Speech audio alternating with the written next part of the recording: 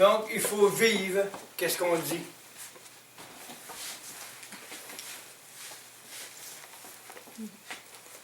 Il faut marcher dans la révélation.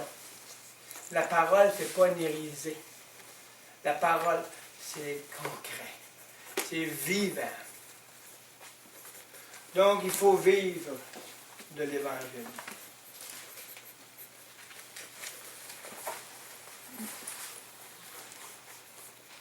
Il faut la manger. Il faut qu'elle soit transformée. Pour que j'ai la paix.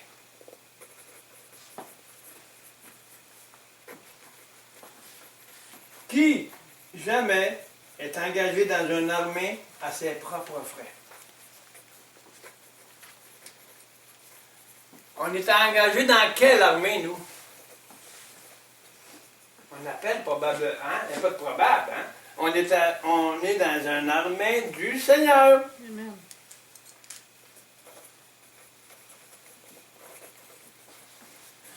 On est engagé dans une armée céleste. Oh, oh. Qu'est-ce que c'est ça? Une armée céleste, hein? Paul nous en parle dans Éphésiens 6. L'armure pour combattre. Dans une armée céleste. Parce qu'on n'a pas un combat à faire selon la chair et le monde, les esprits du monde. On a un combat à faire selon les choses célestes. Les esprits que Paul nous parle. Et toutes ces choses du monde qui animent l'esprit du monde. Il faut être armé d'une armure céleste. Amen. Donc, cette armure-là, c'est les choses renouvelées. Ce sont les armes en nous, nos facultés renouvelées. Bien équipées. Parce qu'on voit dans l'Éphésiens, on voit la parole. Le salut, c'est quoi? Le salut, c'est La casse. le casque du salut. Le casse du salut. Mais ça, c'est un item. Regardons plus loin, si on rentre là, on ne rentre pas là le matin. Mais si on regarde dans l'Éphésiens, c'est toute une armure. Le salut.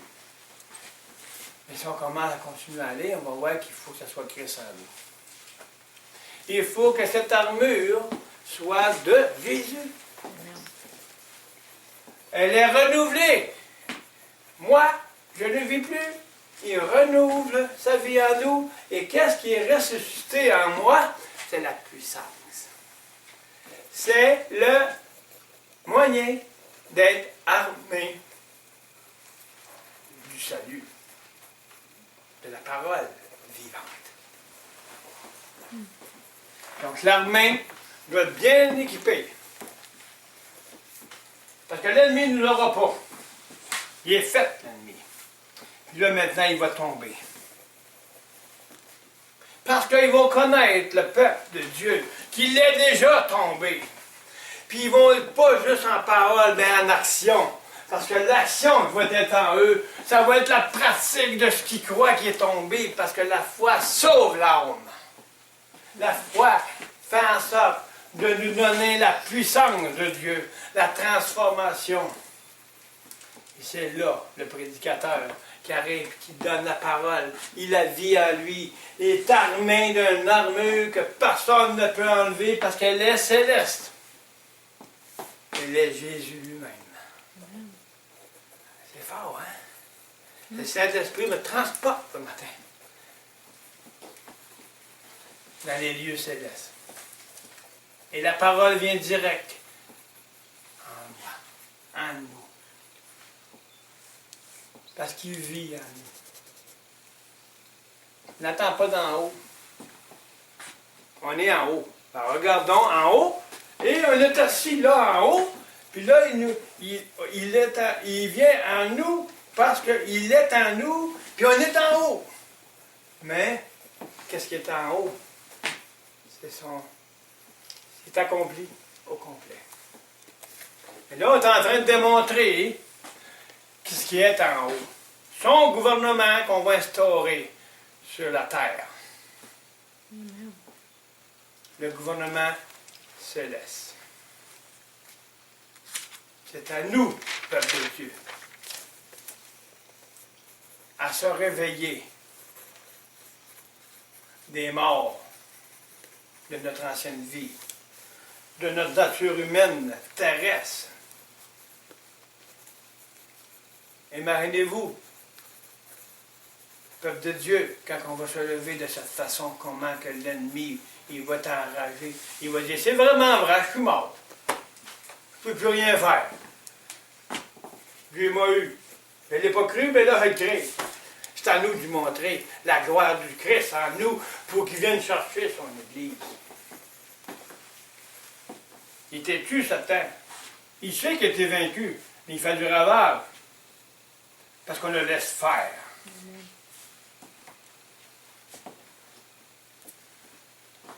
Réveillons-nous.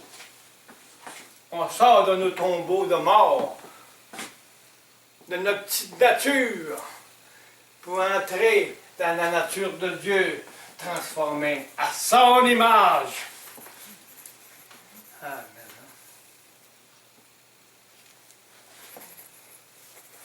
Il n'y a qu'une phrase, puis j'ai 10 phrases, j'ai 10 versets à faire, imaginez-vous.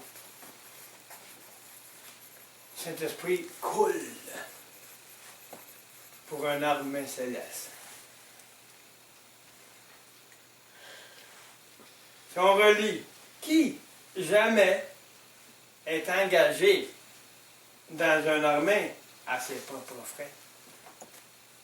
Je ne peux pas m'engager dans une armée à mes propres frais, il va falloir que je suive les ordres et la discipline de cette armée. Ce n'est pas mes frais à moi. Si je m'en vais dans une place pour être transformé ou discipliné, il faut que je suive ce qui est dans la maison. Nous, c'est la maison du Seigneur. Ce n'est pas mes frais à moi.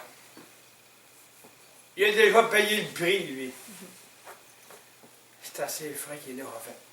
Donc, il faut maintenant obéir à la discipline de l'armée. Comment être armé. Il faut obéir à celui qui est le chef de l'armée. Wow, c'est Jésus-Christ. L'Église.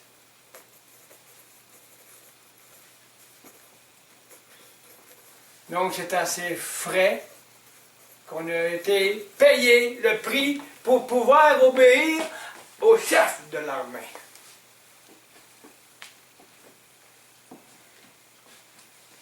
Qu'est-ce qui plante? Qu'est-ce qui plante une vigne? Il n'en mange pas le fruit. Jésus, il dit, mon père est le vigneron. Hein? C'est ça qu'il dit dans Jean 15. Oui. Et moi, je suis le sceptre. C'est qui mange de la vigne? C'est le Père qui mange la parole de son Fils en nous. Il nous aime à cause de son Fils, donc il mange parce que le Saint-Esprit renouvelle le Fils en nous, puis le Père mange la parole. Il se nourrit de son Fils en nous. Il se nourrit de son Fils en nous. Il mange le fruit de son Fils en nous. Puis je suis, moi, pour essayer de faire manger le fruit du monde au Seigneur. Il ne te connaît même pas. Tu ne rentres pas dans la vigne du Père si tu ne laisses pas le Fils vivre en toi. C'est profond quand tu amènes le matin Saint-Esprit. Je n'avais même pas pensé à ça du tout. D'ailleurs, je ne savais même pas. C'est arrivé que... Mais c'est très puissant. C'est très puissant.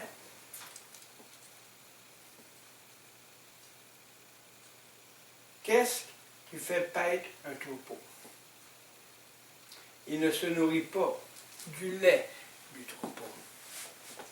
Qui sommes-nous? Il nous appelle les brebis. Nous sommes des brebis.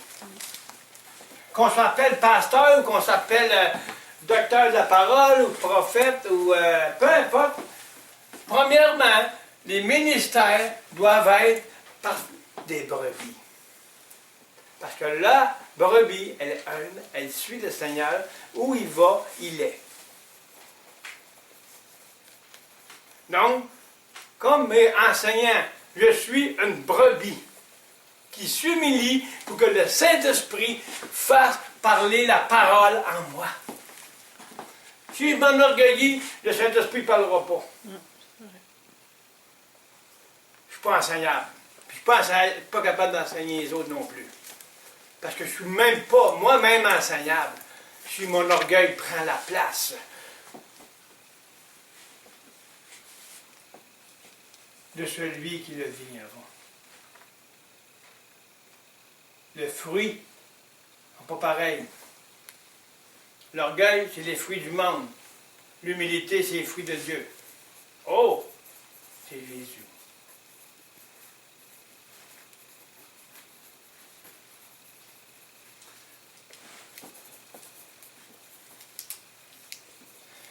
On va voir que ceux qui enseignent, que ceux qui sont des prophètes, les ministères se nourrissent de quoi? J'ai vu quelque chose qui me revient tout le temps. Je me nourris de la mesure du lait ou de la viande des personnes qui sont devant moi. Je disais ça avec une madame hier. Vous savez, la compassion,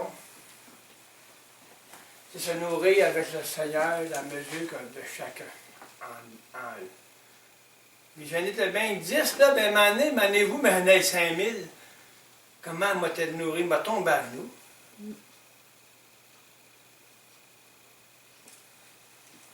Imaginez-vous quand le Père voit son peuple, puis lui se nourrit, qu'il soit du lait, ou qu'il soit quoi que ce soit, la mesure que le vigneron, le Père, se nourrit de son peuple à cause du Fils en nous.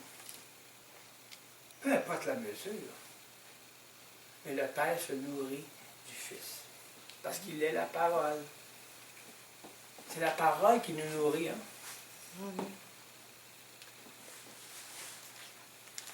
Mais le Saint-Esprit nous donne un souffle nouveau. Le souffle de la victoire. Le souffle de vie. Amen. Wow. Donc, entrons dans la guerre avec une bonne habit spirituel, avec des bonnes armes pour aller au combat.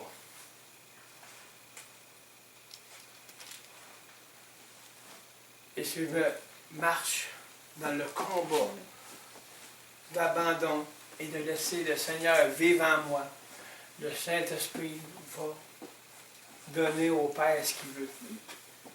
Regarde la nourriture. Garde le fruit de ton Fils en nous. Amen. Amen.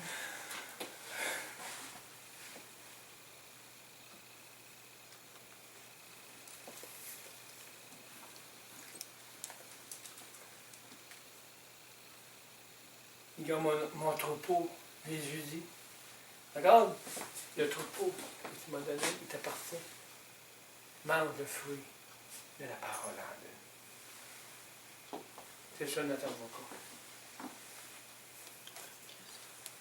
C'est pas un avocat en quelque part, non.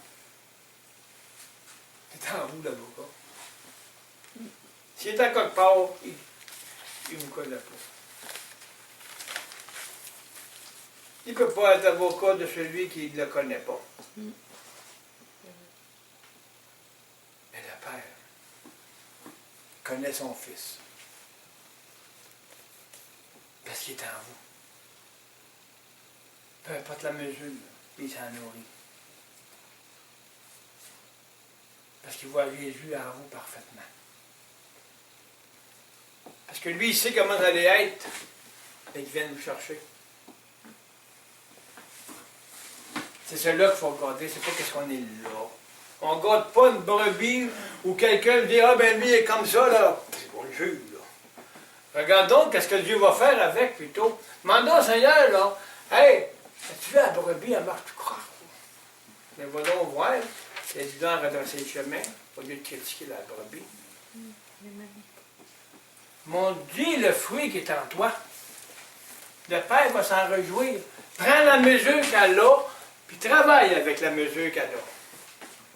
Puis elle va l'encourager. La brebis va se relever. Là, les poils vont tous devenir bobos. Elle va aller. Oh papa! Visite à moi! Elle va se réjouir. Puis accrocher dans la toiture, piquante, ça fait mal. Couronné avec des piqûres de broche dans les toitures qui gardent les brebis pour pas qu'ils sortent de la cage. Si Jésus est en vous, vous allez marcher par la foi, vous allez sauter par-dessus la toiture, puis vous allez amener la parole partout. Il va être libre. Il va être libre. Les clôtures, c'est nous qui les faisons.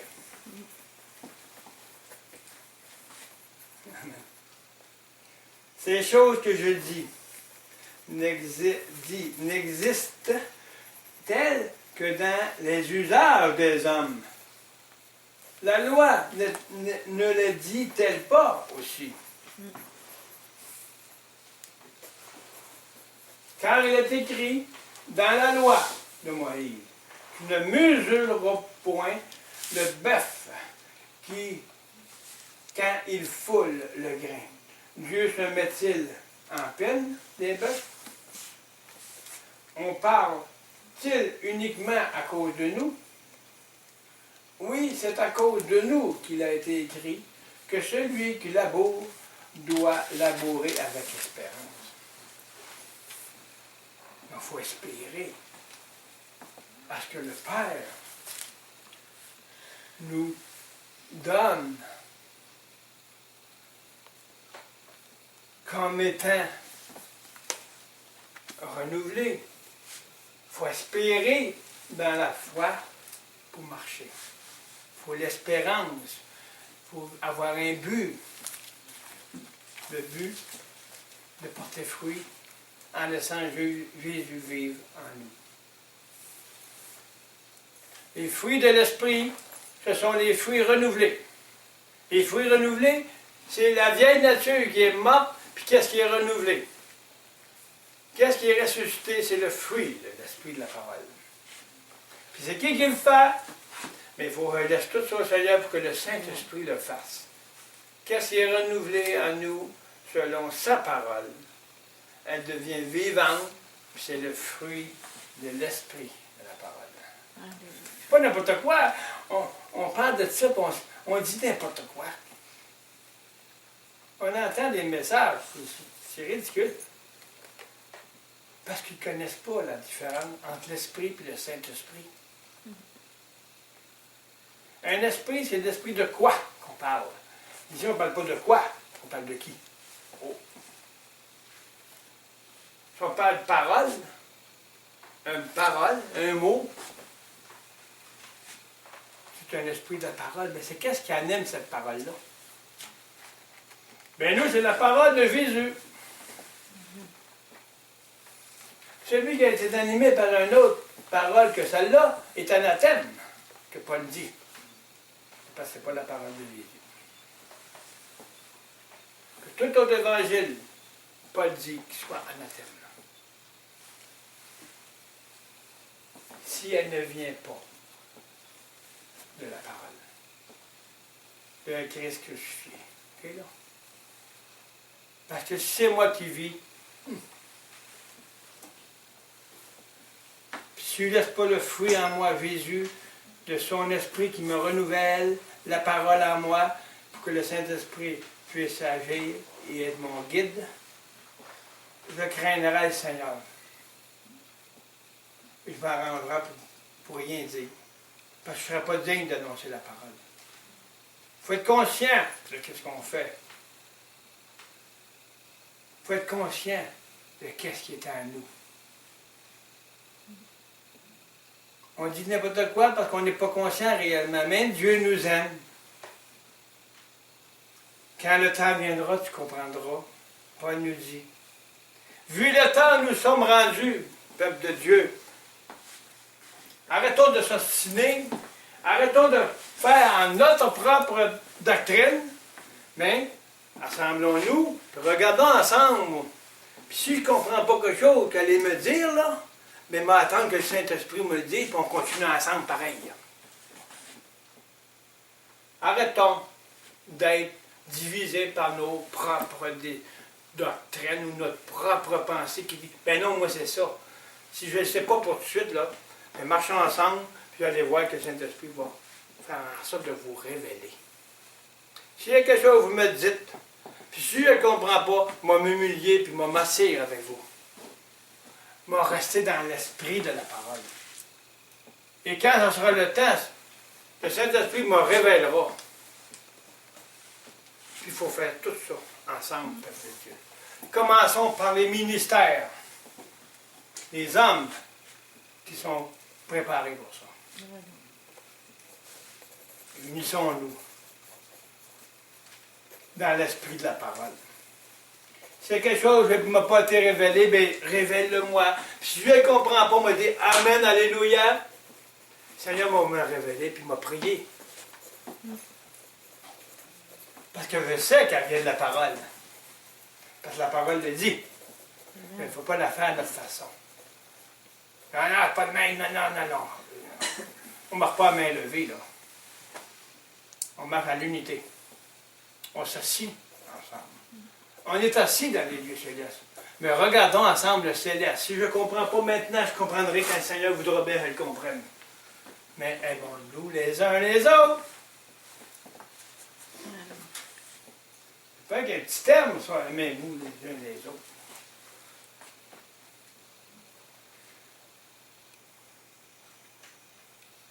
Ou parle-t-il uniquement à cause de nous?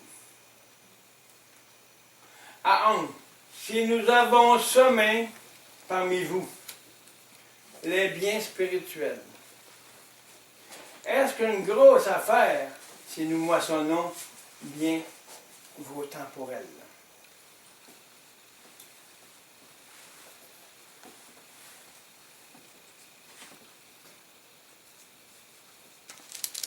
Si d'autres jouissent de ce droit sur vous, n'est-ce pas plutôt à nous d'en jouir? Il y avait des problèmes à Corinthe. Il y avait des divisions. Il y avait toutes sortes de choses qui se passaient. Qu'est-ce qui se passe aujourd'hui dans les églises? L'hérésie, comme un pasteur m'a appelé et m'a dit, c'est l'hérésie dans les églises. Fini de rire. On ne rit plus du Seigneur maintenant.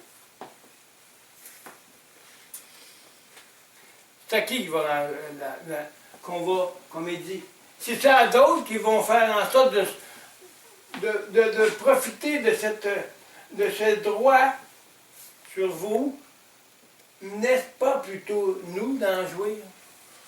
C'est nous qui vous enseigne la parole, c'est nous qui vous emporte la parole. C'est pas à celui, à n'importe qui, c'est à Jésus qu'on apporte la parole de notre parole en lui. Nous n'avons point usé de ce droit. Au contraire, nous souffrons tous afin de ne pas créer d'obstacles à l'évangile de Christ. Donc, ils ne se sont pas arrêtés à ça. Paul ne s'est pas arrêté à ces choses-là. Comme il dit lui-même, il dit, je n'irai pas prêcher la parole où Christ est déjà annoncé. Mais il a bien dit, par exemple, il y a des divisions. Il y a ci, il y a ça. C'est pas que ça qu'on parle dans la parole. Mais ceux qui voulaient l'entendre, l'appelaient.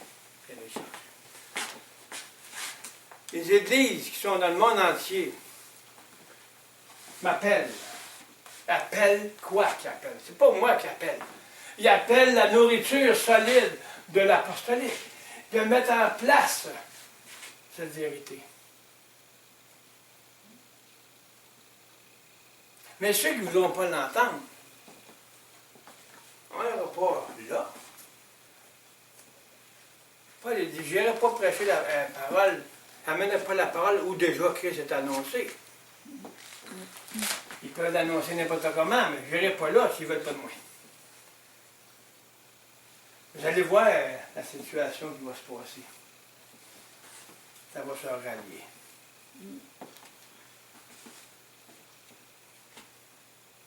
Parce que Dieu, il sait qui. Il connaît tous. Donc, on ne fera pas d'obstacle à l'Évangile en critiquant un ou l'autre. On va emmener l'Évangile comme elle est, puis je les vois suivre. Parce qu'ils vont dire, wow. Il faut être le témoignage, que Paul nous dit dans Éphésiens. Le témoignage glorieux et victorieux de notre Seigneur Jésus-Christ. Puis il dit qui? Son Église. C'est nous, son épouse.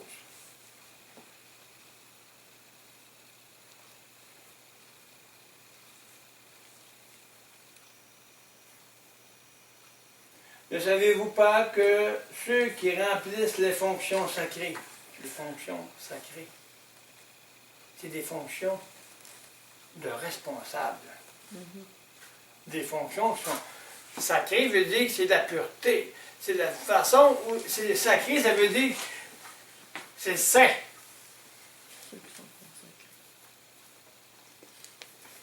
Pour être sacré, avoir une utilité, une fonction sacrée, il faut être sanctifié. Il faut être consacré.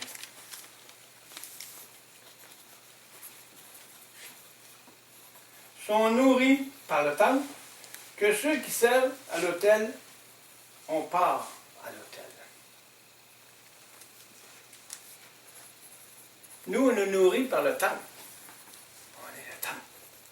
On est nourris par la parole. Donc, on va à l'autel de qui? À l'autel au pied de la croix. Le voici. T'offre ma vie.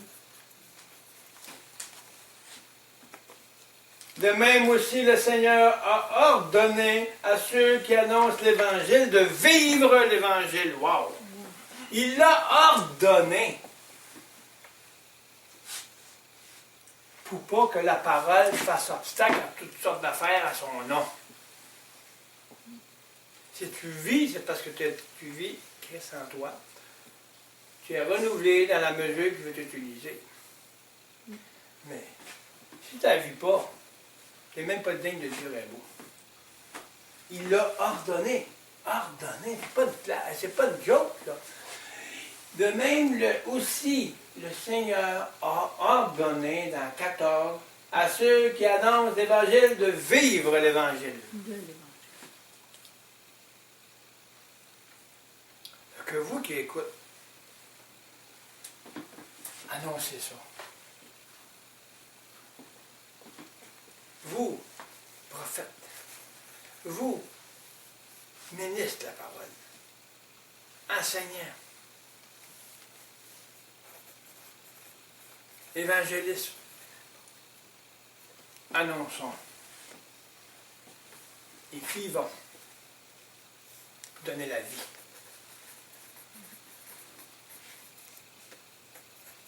Pour moi, je n'ai usé d'aucun de ces droits, et ce n'est pas afin de les réclamer à ma faveur que j'ai écrit ici. Car j'aimerais mieux mourir que de me laisser enlever le sujet de gloire. Qui est le sujet de gloire? On en parle depuis tantôt. C'est Jésus-Christ. Crucifié. Moi, je ne vis plus. C'est lui qui vit en moi. La folie de la croix. La folie pour ceux qui périssent. Mais elle est la puissance de Dieu pour ceux qui sont sauvés. C'est ça la gloire de Dieu. La seule chose qui manque au peuple de Dieu, c'est de connaître ça. Ils sont sauvés. Mais maintenant, on va sauver l'âme, que Dieu veut que vous soyez un témoignage ici, que déjà c'est fait. Mais il veut montrer la gloire aux autorités, à tout ce qui contient sur la terre, puis dans les cieux, que la gloire de Dieu, son gouvernement est ici, qu'on lui démontre qu'il est dans les cieux. Il ne faut pas laisser enlever un seul iota de la parole. Parce que si on enlève, qu'est-ce qui ne me plaît pas? Mais là, je ne suis plus dans la gloire de Dieu, pas en tout. C'est ma gloire. Puis Dieu ne veut même pas de ta gloire. Un seul iota. Il n'y a pas un seul iota qui va se perdre de la parole. Qui es-tu, toi, qui enlève un iota? Un iota, je pense, encore plus petit qu'une lettre. Et juste un N. Jésus, enlève pas le G. C'est pas Jésus. C'est Jésus. Iota, c'est un accent. Peu importe, mais il ne faut pas enlever un mot de la parole. Il n'est pas digne de la parole. Parce que tu ne donnes pas gloire à Dieu. Dieu, c'est son Fils au complet qui veut que tu donnes. Au moins la mesure que tu as, il va te donner. Mais s'il te donne une mesure et tu ne l'obéis pas, mais là tu es bas, tu ne donnes pas gloire à Dieu. Tu donnes ta gloire à toi.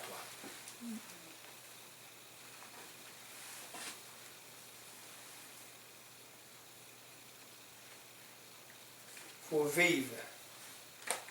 Tu donnes que tu vis. Tu ne donnes pas qu'est-ce que tu sais pas. Que tu penses peut-être que c'est ça. Non. Je lis la parole, d'où que le Saint-Esprit m'envoie, je l'explique. Mais il y a des choses que je ne comprends pas. Je passe tout droit, je fais juste le lire parce que ça ne me l'a pas révélé. Un autre peut me le donner, me le révéler. C'est même que ça marche le corps de Christ. C'est même qu'ils doivent premièrement marcher les ministères. Comme ça. Un n'a pas reçu encore cette mesure. Donne-lui la mesure. Pour rendre gloire à Dieu. Puis écoute ton frère. Écoute tes sœurs quand ils disent quelque chose. Voici c'est bien l'esprit de la parole qui parle.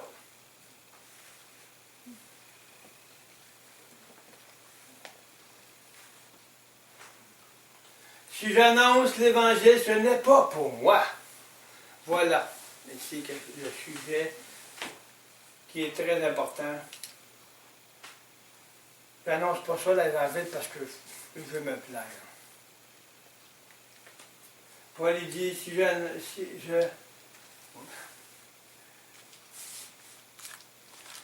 j'annonce l'Évangile, ce n'est pas pour moi un sujet de gloire. Pas pour lui, le sujet de gloire.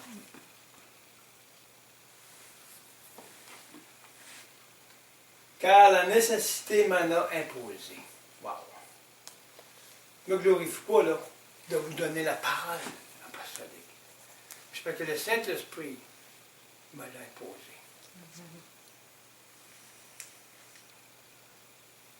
Puis quand il impose de quoi? Tu te sens l'esprit. Ouf! Saint-Esprit, quand il fait quelque chose, là, il le fait. Ou tu meurs. Tu manques toutes les bénédictions qu'il veut te donner. Parce que tu n'obéis pas. Donc, Paul il dit,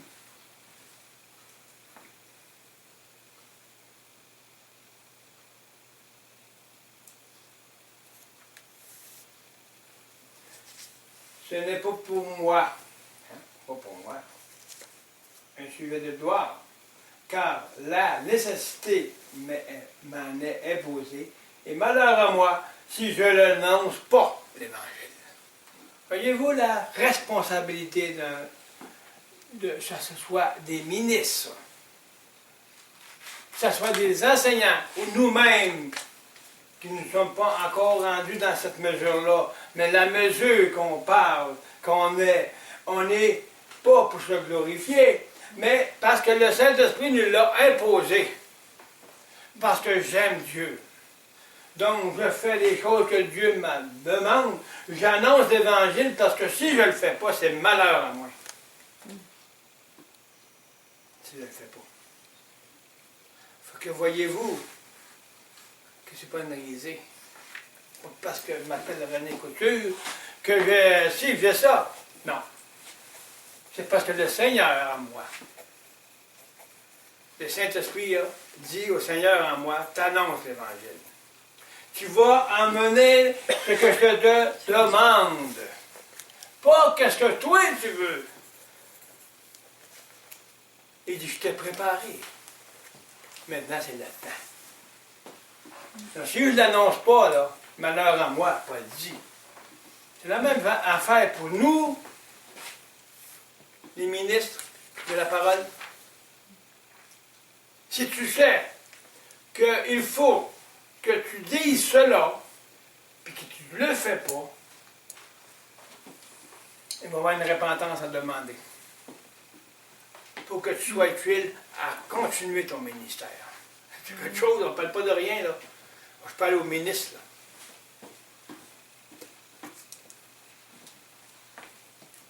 Il n'y a pas de division dans le corps de Christ. Si on parle de division, qu'on se sépare par nos institutions, on est sectaire. La parole, c'est le contraire. Donc, annoncer l'Évangile comme elle est. Nous, pasteurs. Sortons du milieu d'eux.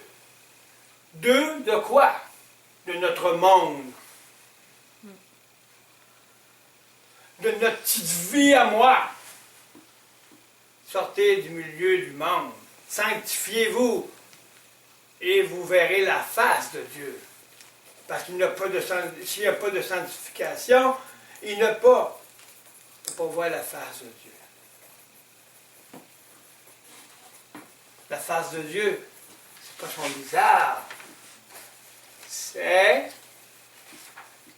sa personnalité, sa vie. Il dit, ayez le caractère de Christ. Ayez ces mêmes sentiments. Il ne parle pas de nôtres, il parle des sentiments de Christ. C'est quoi ces sentiments? L'amour, hein? La joie, haine, compassion et vérité. J'annonce la vérité. L'amour, c'est d'annoncer la vraie vérité dans son complet. Il n'y a pas de division dans la vérité. Jésus n'a pas de division. Paul nous enseigne là-dessus. Le problème à Corinthe, c'était ça. Il a dit, il faut que je vous annonce la parole, même si vous ne l'aimez pas. Parce que si je fais ça, là, c'est parce que je n'ai pas moi qui le fais. C'est Christ en moi. Puis le Saint-Esprit me pousse à le faire parce que je suis obligé de le faire. Il me l'a imposé.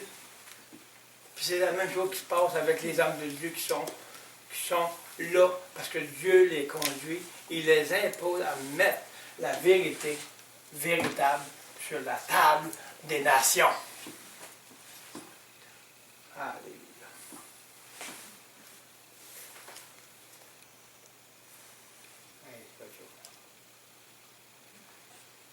Si je le fais de mon bon cœur, j'en ai la récompense. Mais si je le fais de bon cœur, il y a un contraste dans ce verset-là. Le faire de bon cœur parce que j'ai le cœur conçu de Dieu en moi.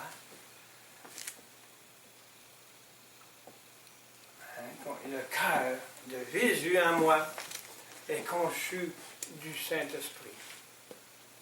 De qu'est-ce qui m'a engendré. Donc, on va le faire avec un cœur